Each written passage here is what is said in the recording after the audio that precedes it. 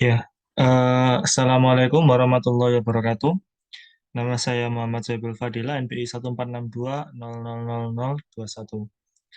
Di sini saya akan menjelaskan terkait hasil output untuk tugas mata kuliah pengembangan aplikasi bergerak, tugas ETS yaitu membuat tampilan dari Flutter.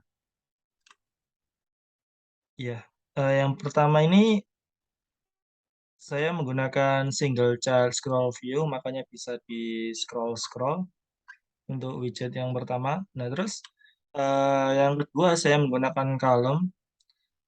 Ini column ya. Column ini nantinya di dalam kolom itu diisi dengan masing-masing eh, diisi row yang dimana di dalam row-nya itu terdapat dua widget. Jadi kan ini kan kolom ini kan ke bawah gitu. Nah, terus tiap itu diisi row. Jadi di sini ada 1 sampai 14 row yang mana tiap row-nya itu berisi minimal dua widget seperti ini kan. Nomor nota sama text form field, terus ini text sama text form field, jenis sama drop down, terus ini text sama eh, date picker ya. Terus ini text sama text form field. Ini teks dengan teks. Nah, terus ini dengan teks, terus ada checkbox, teks, checkbox, teks lagi gitu. Itu terusnya sampai ke bawah. Terus di paling bawah ini saya menggunakan tiga tombol. Yang pertama itu total untuk menjumlah dari grand total ini, terus uang yang dibayarkan itu berapa, nanti akan dihasilkan uang kembaliannya. Terus yang kedua ada riset, riset ini untuk meriset seluruhnya. Terus yang ketiga ada proses, proses ini untuk mengkalkulasi berapa total grand totalnya ini setelah mendapat potongan-potongan-potongan. Nah, nanti grand totalnya berapa, itu proses. Kalau misalkan grand totalnya sudah ketemu, nanti uang yang dibayarkan berapa, baru ditotal. Nanti keluar uang kembaliannya berapa. Seperti itu. Nah, langsung aja kita coba. Misal nomor 0001, nama pelanggannya.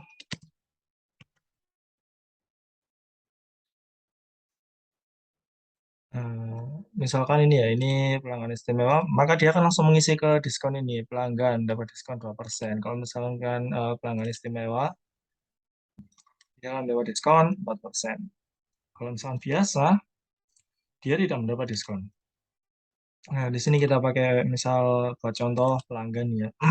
Terus untuk pilih tanggal, maka akan keluar widget tanggal seperti ini yang bisa kita atur bulan, tahun, dan tanggalnya. Kalau misalkan sebagai contoh kita buat untuk besok tanggal 2, terus kita oke. Nah, ini jumlah pembeliannya itu harusnya berapa gitu. Di sebagai contoh misal 10.000 jumlah pembeliannya. Nah, terus ini kan didiskon tuh. Jadi 10.000 nanti didiskon 2%, tinggal berapa, nanti dapat diskon apa lagi gitu. Nanti dikalkulasi sampai ke bawah, ketemu grand total, terus nanti uang kembalinya berapa, eh, seperti itu. Sekian tadi kan diskon, dapat diskon 2%. Nah, terus hari libur.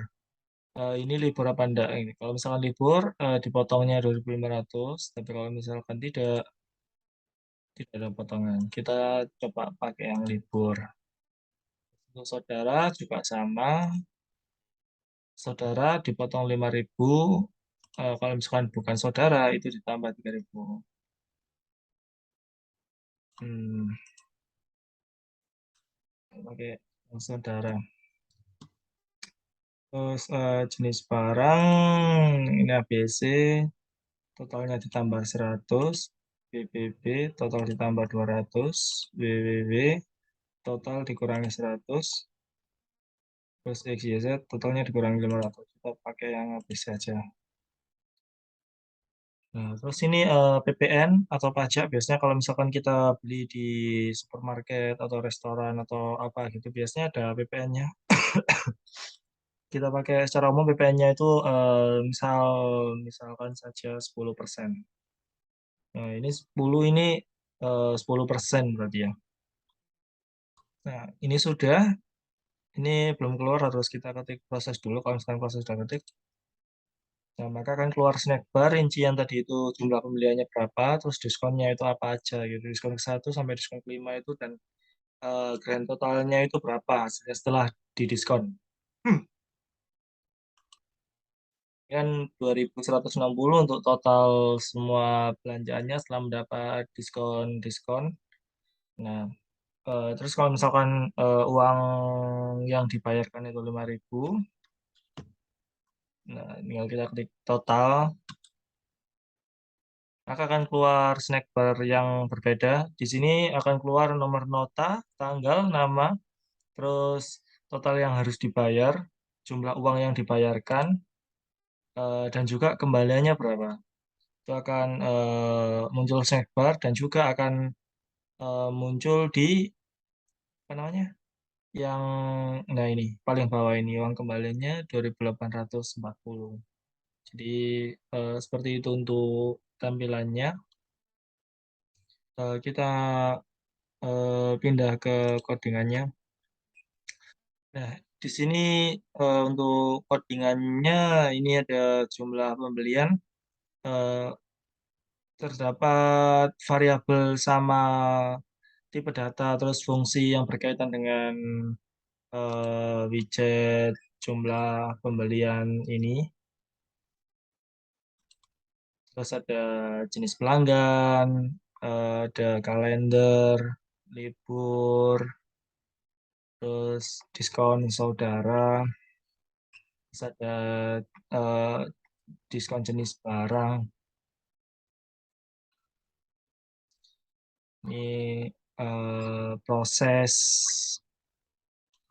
Nah, untuk apa namanya semua aktivitas yang eh, diskon-diskon tadi, potongan-potongan itu tadi, itu di proses ini untuk fungsi-fungsi tipe data variabel yang digunakan di button proses.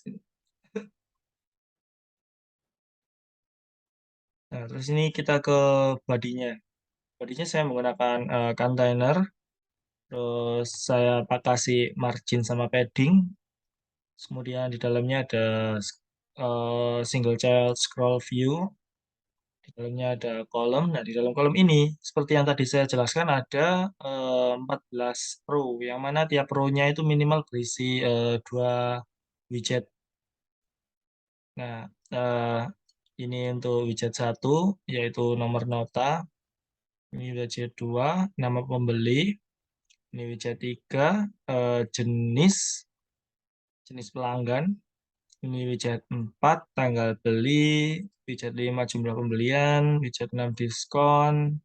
Widget 7, hari libur. Widget 8 ini saudara, diskon saudara itu tadi. Terus widget 9, jenis barang. Widget 10 ini PPN. Widget 11 itu total yang harus dibayarkan.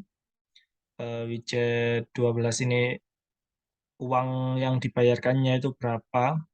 Terus widget ke-13 itu kembaliannya berapa. Nah, terus widget ke-14 itu ada ketiga button tadi. Ya, ini sudah selesai. Jadi seperti itu untuk apa namanya penjelasan hasil output dari program untuk tugas ETS yang saya buat. Kurang lebihnya mohon maaf. Assalamualaikum warahmatullahi wabarakatuh.